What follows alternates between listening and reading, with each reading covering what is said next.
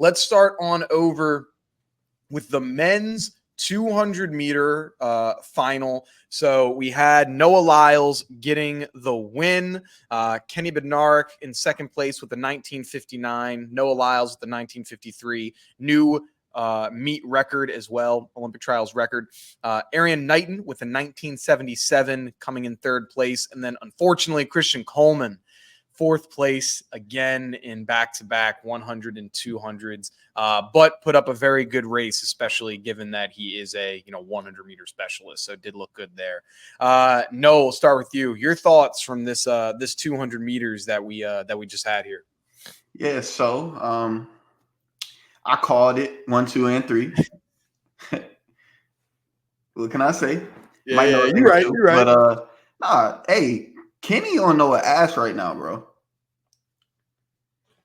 That's kind of like what I saw. That was the least convincing victory I've seen Noah have over Kenny in the 2. I'm just really excited for him to get to Paris now to see what's gonna happen. But I called it. Those 3 guys took it. Congrats to them. What you thinking? Yeah. So I loved what you shared, the post-race interviews from this race, because Kenny was pissed, bro. Like, he doesn't be taught, he's more consoled. He doesn't get his emotions don't get out there. So I was trying to read between the lines, trying to figure out what he was saying, what he was meaning, and he was just like, yeah, it's PR, it's a good race, but I should have won that. I think he was first talking about the 100 meters. He was like, I was super pissed. I should have won the 100 meters. And I think similar thing here with the 2.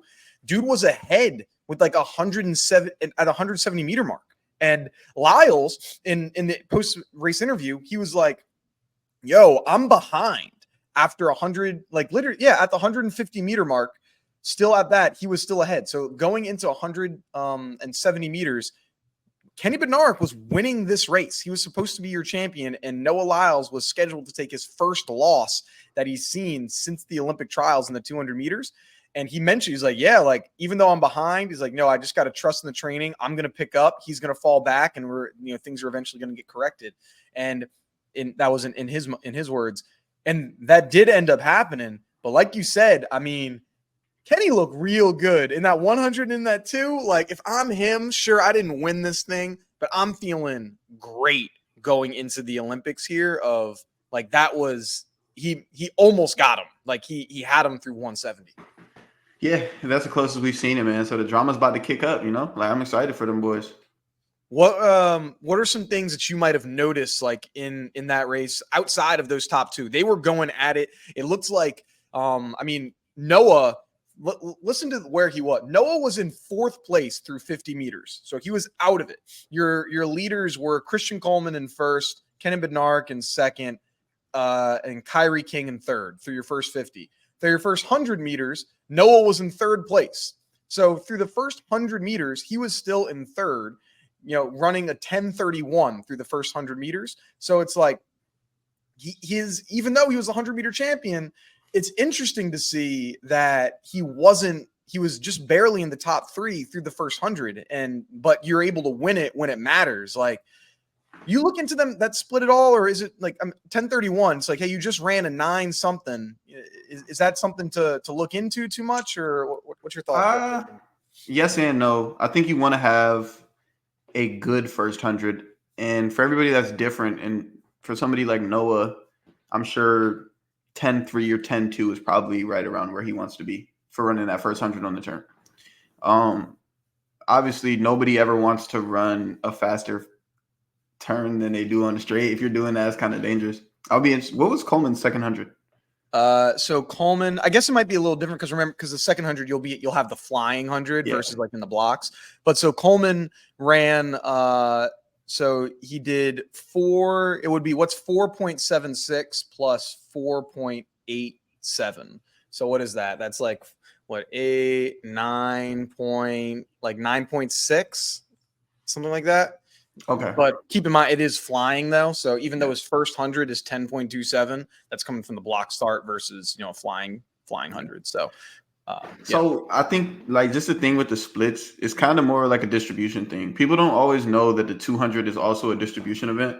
where it's not like I can just absolutely blast this balls to the wall for 200 meters. I think most people kind of have like a more float approach in the middle of that turn, rather than blasting the whole thing. That's why you're going to see like a slower split. On top of that, yes, it's a rolling start. And on top of that, like you're on a turn. So I'm not going to look too deeply into Noah's splits. But if he was in third at the 100, what that would have made, he was probably just behind Coleman and Kenny. Yeah, it was Kenny was first through the 100 at 10:26, and then Christian Coleman was in at 10:27. Okay. So Yeah. there was So, a little gap. like for Noah to be third there, that's really not, I don't think that's like that much of a big deal, just because we all know Coleman is a starter and he runs a hell of a turn. That's why he's our pop off. And Kenny just PB'd. So like for him to be in third, like, in a perfect world, he probably wants to come off the turn in first, but like it wasn't that like out of the nature when you really look at it. After seeing these races, I think that the competition is going to be fantastic at the Olympics. Yeah. But I'm trying, like, I don't know. Like, I think we'll have a really good time. I don't think it's going to be I don't think an American record is getting broken here. Like, I don't know if we're going, what was that? He ran a 19:30, a 31. Like, I don't know if we're going to see it. I would love if we see a 19:2, like 19:29. That would be awesome. I think that would be a fire. But I'm feeling like it's probably going to be hovering around 19:4s or something like that. Still fantastic time. What are your thoughts? What do you think we're going to see in this at the Olympics here? Yeah, I don't think we're going to see a world record by any means. Nobody's going 19:1. I don't think Kenny has the capability to get to like 19:29 to break the American record. I mean, Noah is obviously in him. He's the one that did it, and he did it like 2 years ago. 2022, yeah. Yeah, 22. So I don't want to call it out of the cards. I think Noah ran 19:50 at the trials that year. I'm not 100% positive, but I think he ran 19:50 at the trials that year, leading up to that 19:31. So he's running a little bit slower, like a 10th and a half, like maybe 0.15 slower than he was at that time. So I don't know if I really see him PRing and getting that American record, but it'll be interesting to see. But the competition is going to be deep. I think it's going to be a deeper 200. It's going to be really tough to make this final in Paris. Yeah. With that, so I'm pulling up some stuff right now on it. So the year that he broke the American record and ran let me pull up the 200 and ran a 19.31. Coming into this competition, his best was his season's best was from I won't include at the World Championships. It was a 19.67 or 61. No, a 19.61 that he ran in New York. And so that was his season's best. His personal best was at the time in the 200, 1952. Okay. He ran 1950. Sorry, at 1950 that he ran in 2019. So, and Kenny Bednarek is younger than Noah Lyles. So he's a year young. So they're the same age pretty much that he ran and when he ran the 2022, and their personal best is similar. So we're saying we couldn't see it, but I don't know if we thought we were going to see a 19:31. I think the circumstances are different when you're at home on U.S. soil. I think it's a little bit different versus, you're going to be in Paris. There's a lot of, there's more things that you're going to be doing. Also, Noah wasn't doing the 100, I don't believe, at that Olympic trial or at the World Championships in 2022. He just had the 200, if I remember correctly. Yeah, no, he didn't, because it was Marvin Bracey, Fred Curley, and Trayvon. Oh, right, yeah, like at the championships, yeah. He didn't have the he wasn't doing the 100, and that takes a little bit out of the body. So yeah, could he do American record? I think it's like a steep ask that you're doing 2 events. I think he could potentially win it, but American record, I think it's going to be tough to ask for either of these men, to be honest with you. Yeah, I know they're both shooting for it though. I know that's for certain.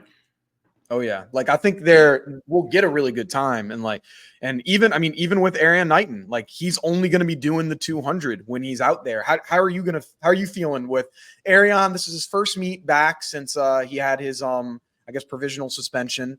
How do you think he looked when it comes to, you're getting the jitters out, you're getting all that, that those bad vibes, all that crazy stuff out the legs? How do you think his performance was, after this race? I wasn't surprised to see him do so well, but it was like seamless for him. You kind of see him getting his rhythm through the first round, but that's kind of like the beautiful part of being able to run rounds.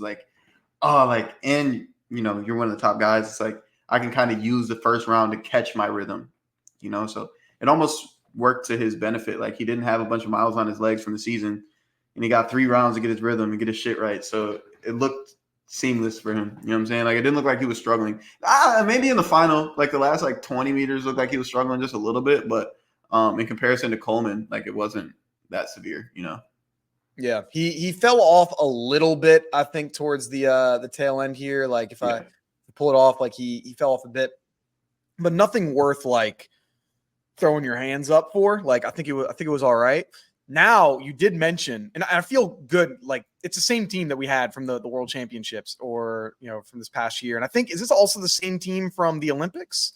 Noah Lyles, Kenny Bednarek. So these 3 men have been dominating the 200-meter field for a long time. Was it also the same in 2022? Has it been the same 2021, 22, and 23, and 24? Because I think 2022 was it that has, because I was going to say in 22, I think Fred made the team, but he did because Noah had a bye. Yeah. So we had 4. And then last year, Courtney made the team, but those 3 guys were still there because Noah had the bye. Yeah. So, I think it's been the same 3 guys since Tokyo. That's nuts. I'm sure we don't see that. You don't see that often in the United States where you're sending the same teams, especially in the sprinting events, because there's so much parity. It's crazy to see how they've just kind of etched themselves as like, nah, we are the top 3. And unless we get, I'm trying to think like who are some of the up and coming sprinters that could dethrone them. Like there's not many. I guess Courtney Lindsay could potentially, moving forward, be a guy that could be a disruptor, but I don't see a ton of people in the US as of right now that are going to be like disrupting them to a point where they should be nervous, like at all, at least right now. Yeah. I think Courtney is like really the only big fish left that would especially like a younger one, because Kyrie's putting together some good races, but I think Kyrie's older than both Noah and Kenny, so yeah, I think he's in his late 20s or something. Yeah, something, I don't know, but I think those 3 are pretty not safe, but because you always got guys coming out, there's going to be somebody new every single year, and then you got guys who always come back. Like you could throw a Terrence Laird name in the mix, or just one of those guys like that, So, but hey, like commend those guys for this 4-year run of like excellence, Oh yeah, it's hard to do, man. It's very hard to do. So, and like more so for Erriyon than the other 2 as well, because like a lot of times we see these young phenoms and they kind of just like fizzle out, but Erriyon is, stayed in the mix, and keeps getting better and like doing great things. So you got to tip a cap. You see that. It's hard to be great in high school and then also great in like as a pro. Like and his transition was kind of seamless, man. Like, even when we saw Noah go from high school to pro, like there was a little bit of like a funky little transition period, weird injuries and stuff like that. So, Erriyon, I guess you could even argue he's had a better transition from high school to pro than Noah did. And Erriyon was a junior in high school at the Olympics in 2021. Like he was still in high school when he was doing it, and like he's still only 19 or 20 years old right now, something like that. It's kind of I think of the meme of the Jason Tatum, he's only 19 meme. I don't know if you remember that when everyone was calling. I feel like Jason Tatum was 19 for 30 years. I feel like Erriyon Knighton's been like 19 years old for like the last 5 years. He's just been a phenom. Exciting for him. I feel bad for Christian Coleman here, man. I mean, what's the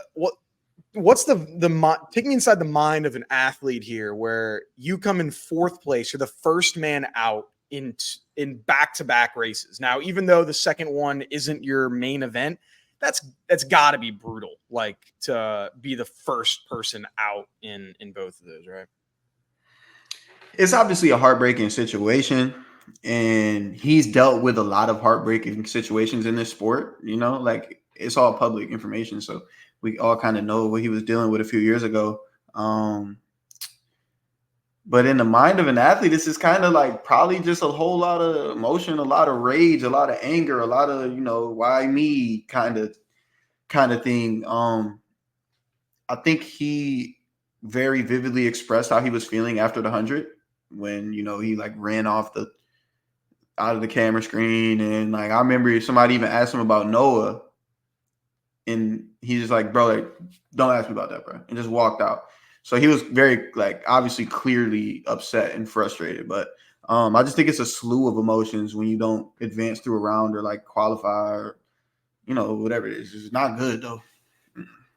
Yeah, I think you were mentioning when you were mentioning when you were at the trials like last year, like where or in 2021 in our last episode, you're like, yeah, the things that you're seeing in the like the athletes area, like after races, where that's got to be so like I keep thinking of like from Remember the Me, like how wild and awkward and strange it is. Where like I think to the men's 400-meter hurdles where you've got like Trevor Bassett, Ry Benjamin, CJ all making the team, and then you got Caleb Dean who fell over a hurdle, and like like how different the emotion is for both of these people, where you have people at an all-time high and at an all-time low all in the same area, where you have to like you're putting your shoes on, your spikes on. That's got to be so nuts. I don't know, it feels like it's super tense.